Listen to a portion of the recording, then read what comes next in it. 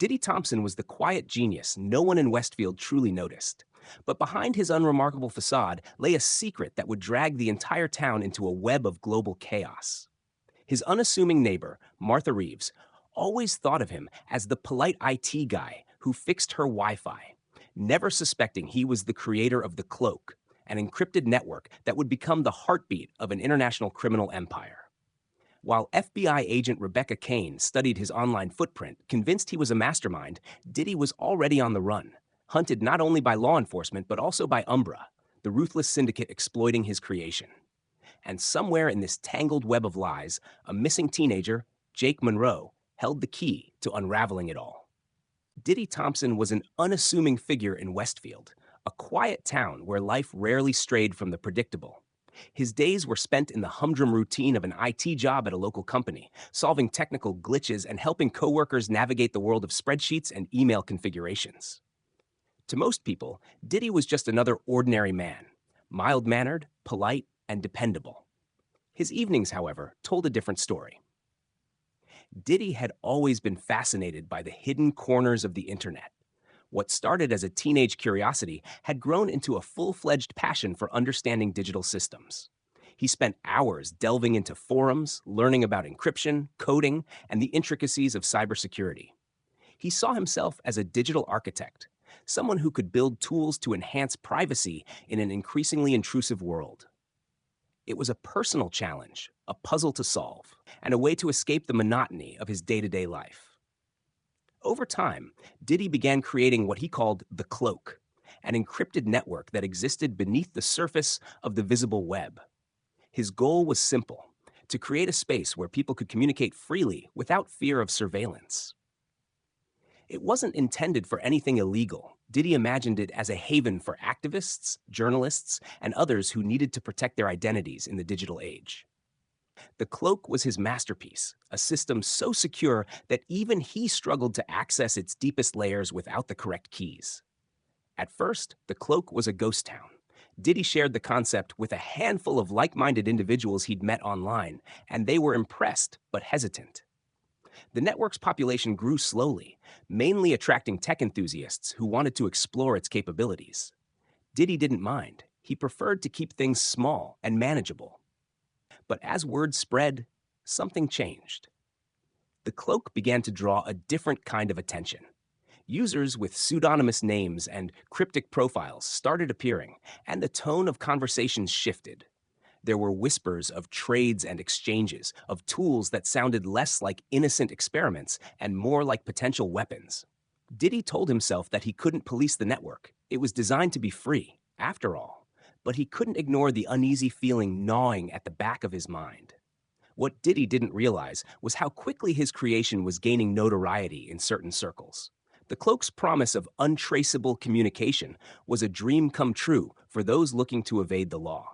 It wasn't long before criminals began using it to exchange stolen data, coordinate heists, and even traffic-sensitive materials. To them, the Cloak was a safe haven, and Diddy, its unsuspecting creator, was the perfect cover. In Westfield, life carried on as usual. Diddy still mowed his lawn every Saturday and waved at neighbors on his way to the grocery store. He had no idea that, thousands of miles away, his network was becoming the backbone of a dark web empire. The man who had simply wanted to build a digital sanctuary was now at the center of a storm he couldn't see coming.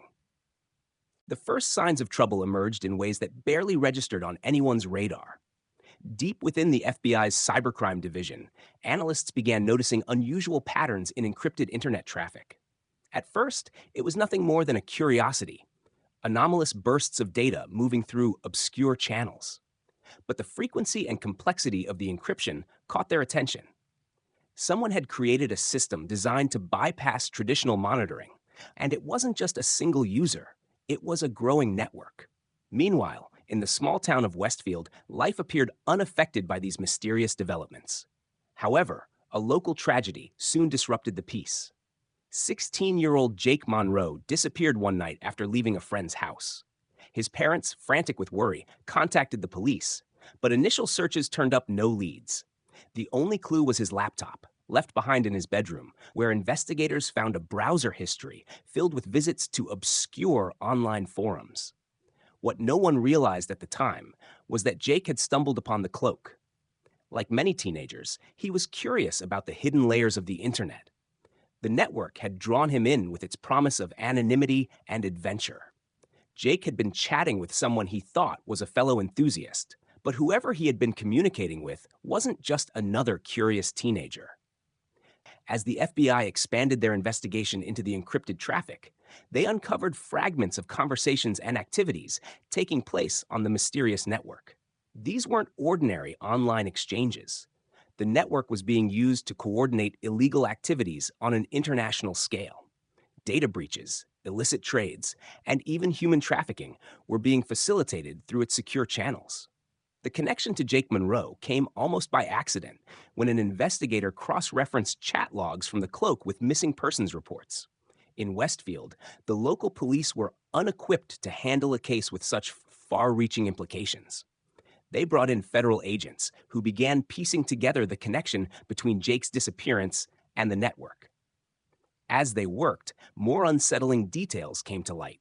Several users on the Cloak had been discussing plans that seemed to involve local landmarks near Westfield, and at least one IP address associated with the network appeared to originate from the town itself. Unbeknownst to Diddy, his creation had placed target squarely on his back. The FBI, unaware of his true intentions, began narrowing their search. To them, whoever had built the Cloak was not only responsible for facilitating crimes, but also directly linked to Jake Monroe's disappearance. Surveillance teams were dispatched to Westfield, and Diddy's online activity was monitored closely. At the same time, Diddy began noticing unusual activity on the Cloak. New users were accessing parts of the network that should have been unreachable, and encrypted messages were being exchanged in volumes he'd never anticipated. He felt a growing sense of unease, but he chalked it up to paranoia.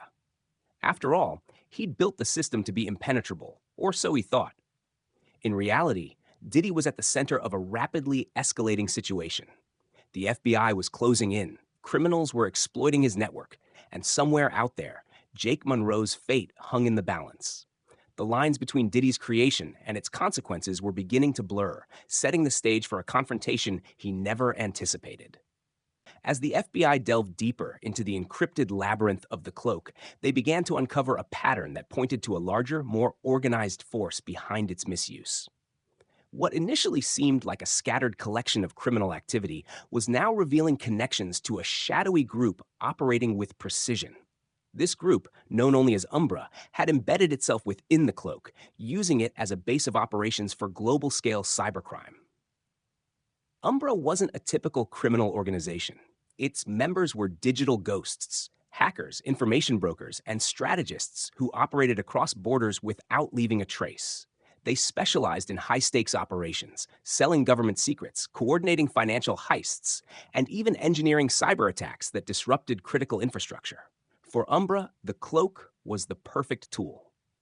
Its unparalleled encryption allowed them to communicate and conduct business without fear of detection. Diddy, oblivious to the group's true nature, became an unwitting pawn in their scheme. Over the past year, Umbra had been subtly manipulating him, steering his development of the Cloak in ways that suited their needs. Through coded messages and anonymous suggestions on forums, they encouraged him to expand the network's capabilities. They praised his work, feeding his ego while quietly ensuring that their agenda was being served. The FBI's investigation revealed just how deeply Umbra had infiltrated the Cloak. They uncovered encrypted transaction records indicating massive sums of cryptocurrency being exchanged, evidence of stolen data being sold, and plans for coordinated cyber attacks. Yet despite their efforts, they couldn't pinpoint the identities of Umbra's members or their exact location. It was as though the group existed only in the ether, an entity without form. For Diddy, the signs of trouble were becoming harder to ignore. He noticed anomalies in the network, unauthorized accesses, encrypted files he hadn't created, and a growing number of users with no apparent connection to the original community he had envisioned. One night, as he reviewed server logs, he found a series of strange messages buried deep in the system. They were heavily encrypted, but their metadata suggested they had been sent to high-value targets around the world. Alarmed, Diddy tried to trace the origin of these messages, only to find himself blocked at every turn. It was as if the network he had built had developed a mind of its own, evolving beyond his control. What disturbed him most was a growing realization. The users exploiting the cloak weren't just taking advantage of its design, they were actively working to strengthen it. Meanwhile, Umbra began tightening their grip. They viewed Diddy as both an asset and a liability. His technical expertise made him valuable, but his growing awareness of their activities posed a threat. Without his knowledge, Umbra began monitoring his movements, both online and in the real world. As the FBI closed in on Westfield, they were still unaware of Umbra's role in the network. Their focus remained on Diddy, whom they viewed as the mastermind behind the cloak. Yet in reality, he was a man caught in the crossfire of forces far more powerful and dangerous than he could have imagined. Diddy was no longer in control of the world he had created. He was a prisoner of it. Diddy's world was crumbling faster than he could comprehend. The FBI had zeroed in on his location in Westfield, suspecting him to be the architect behind the cloak's illicit activities. His home was placed under surveillance, his internet traffic was monitored, and his every move was scrutinized. Yet what neither the FBI nor Diddy realized was that he wasn't merely being watched by law enforcement. Umbra, the shadowy organization that had hijacked his creation, was also keeping a close eye on him.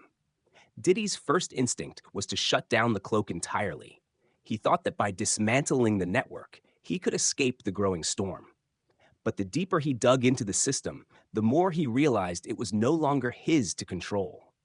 The cloak had evolved into a decentralized network, with servers spread across the globe. Even if he shut down the parts he managed, the system would survive, its lifeblood flowing through nodes operated by others. Umbra had ensured its resilience, embedding redundancies that rendered Diddy's authority meaningless. As he struggled to regain control, Diddy noticed something chilling. His personal information had been leaked on an encrypted message board within the cloak. His name, address, and even his daily routine were exposed to an audience that included some of the world's most dangerous criminals. The message was clear: he was expendable. Simultaneously, the FBI moved to execute a search warrant on his home. The raid was swift and thorough. Agents stormed his modest house, seizing computers, hard drives, and any electronic devices they could find. Diddy, however, was nowhere to be found. He had anticipated the move and fled just hours before, taking only his most essential belongings and a single encrypted laptop. The agents were stunned by what they found. Diddy's home office was a treasure trove of evidence. Servers and external drives contained fragments of the cloak's infrastructure, and encrypted logs hinted at the network's role in countless criminal operations. But what truly shocked them was the level of sophistication. The FBI's top cybersecurity experts were baffled by the complexity of the encryption, and it became clear that dismantling the cloak would take months, if not years. As news of the raid spread, Umbra took decisive action.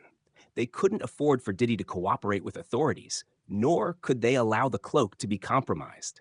Using their extensive resources, they began a campaign to discredit him further. Fake evidence was planted within the seized devices, suggesting Diddy had been an active participant in Umbra's operations. Online, they spread rumors that he was planning to release sensitive data, painting him as a rogue hacker turned whistleblower. Diddy, now on the run, faced an impossible choice. If he turned himself in, he risked being framed as the mastermind behind the cloak's crimes. But if he stayed hidden, he would remain a target for Umbra, whose reach seemed infinite. With every passing hour, the walls closed in further, and Diddy realized that his fight for survival was no longer just about escaping the authorities. It was about staying alive. Months passed after the raid on Diddy Thompson's home, but the questions surrounding him only deepened. The FBI had dismantled parts of the cloak, seizing servers and tracing nodes to various locations worldwide. Despite their efforts, the network's core remained operational, a testament to its creator's ingenuity and the shadowy forces that had hijacked it. The name Diddy Thompson became infamous in both law enforcement circles and the darkest corners of the internet. To some, he was a criminal mastermind, to others, a scapegoat. Diddy himself had vanished without a trace. Rumors about his whereabouts ran wild. Some claimed he had fled to Eastern Europe, a haven for hackers and cybercriminals. Others speculated he was hiding in plain sight, using his technical expertise to create a new identity. A few conspiracy theorists even suggested he had been silenced by Umbra, the organization that had exploited his creation. Despite exhaustive efforts, the FBI found no solid leads.